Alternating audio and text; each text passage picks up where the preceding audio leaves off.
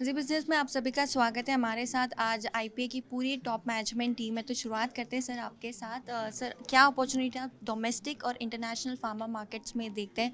Already हम बड़े player हैं, थर्ड लार्जेस्ट बन चुके हैं। यहाँ से कितनी ग्रोथ पॉसिबल है? हम सोचते हैं आज हमारा $57 बिलियन इंडस्ट्री है। हम 2030 में $120 बिलियन पहुंचना चाहिए हमें। उसके लिए हमें आगे बढ़ने के लिए हमें क्वालिटी पे थोड़ा जोर डालना पड़ेगा और इनोवेशन पे जोर डालना पड़ेगा। यदि हमें $57 बिलियन से $130 बिलियन 120 बिलियन जाना है तो अपनी इंडस्ट्री को 12 to 13% ग्रोथ लाना पड़ेगा। आज हमारा ग्रोथ है 9 to 10%। तो 2% ग्रोथ आएगा यदि हम इनोवेशन बढ़ाएंगे और नई जोग्राफीज में जाएंगे। हम सोचते हैं ये इंडस्ट्री अपने देश के लिए बहुत ज़रूरी है। $19.5 बिलियन हम ट्रेड सरप्लस करते हैं। नॉलेज ड्रिवन इंडस्ट्री है और इंडिया के लिए बहुत इंपॉर्टेंट इंडस्ट्री है ये।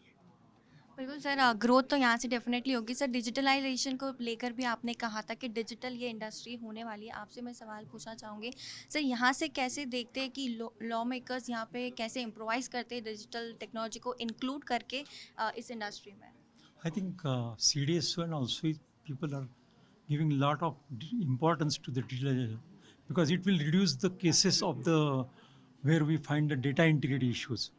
Bringing digitalization will bring the lot of clarity so that people cannot do wrong things at that time. And almost first 100 companies at least of India are going for the digitalization. What we see earlier and now, there is a lot of difference. And digitalization is the key for the success in the quality as well as in the manufacturing. Sir बिल्कुल sir, quality check पर लेकर अगर global हम expansion करते हैं ज्योग्राफीज़ में, तो companies को कहाँ पे ज़्यादा इम्प्रोवाइज़ करना होगा क्वालिटी चेक को लेकर कि 483 रिड्यूस होता हुआ दिखे? एक तो जैसे हम लोगों ने बताया कि कॉम्पिटेंसी इज़ इम्पॉर्टेंट। हमारा जो फैसिलिटीज़ है we are one of the best now and consistency is important. हमारे लोगों को एक थोड़ा सा हमको बताना पड़ेगा कि आप शॉर्टकट्स ना करें एंड जो कंप्लायंस होता है उसमें ज़्यादा ध्यान दें। और यही इस इंडस्ट्री की बहुत बड़ी इम्पॉर्टेंट आस्पेक्ट है कि आपको ये पेशेंट को ध्यान में रख के आपका काम करना चाहिए। बिल्कुल सर, मेरे लास्ट 2 सवाल हैं छोटे से। पहला, आपने सप्लाई चेन पे बात किया था कि हमने काफ़ी इम्प्रोवाइज़ किया है पीएलआई के आने के बाद। कितनी डिपेंडेंसी हमारी कम हुई है रॉ मटेरियल इम्पोर्ट को लेकर?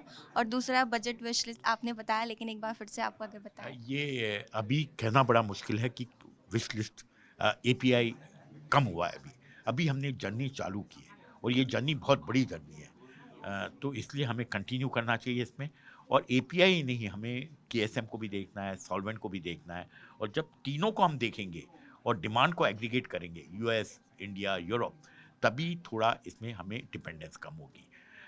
बजट का हमने जैसा कहा कि फार्मा इंडस्ट्री का रोल बहुत बड़ा है और इस इंडस्ट्री को हमें इनोवेशन के लिए सपोर्ट करना चाहिए।